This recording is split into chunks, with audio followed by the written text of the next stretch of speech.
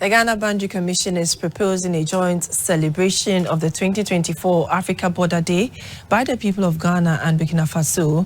This is to emphasize the neighborliness and mutual relations between the two countries as they pledge to jointly manage and resolve issues relating to their shared international boundary. The national coordinator of the Ghana Boundary Commission, Major General Emmanuel Kotia, made the proposal at the opening of the 4-day joint Ghana-Burkina Faso meeting at Bolgatanga in the Upper East region. It is the third in the series of joint technical committee meetings between Ghana and Burkina Faso being held in Bolgatanga in the Upper East region.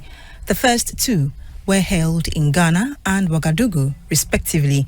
In the next 4 days, officials from the boundary commissions of both countries, as well as stakeholders, will deliberate on how to address pertinent issues about the common international boundary between the two countries.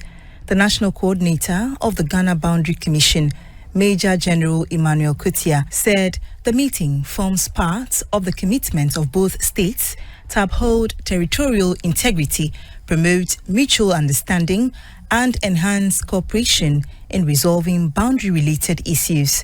It is going to give us a landmark vision so far as the relationship between Ghana and Burkina Faso is concerned in the reaffirmation, demarcation, and issues related to our common international land boundary.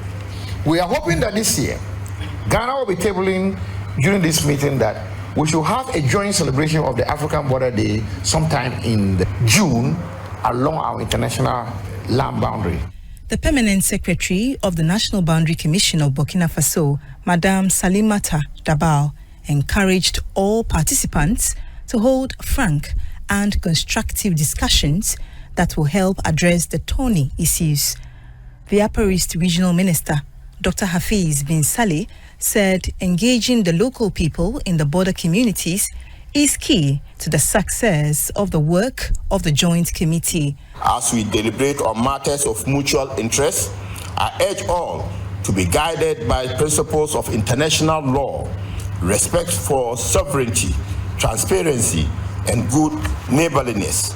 We must remain cognizant of the need to consider the interests of local communities and the importance of engaging with them in a meaningful and inclusive manner, especially those of the people living in the border communities.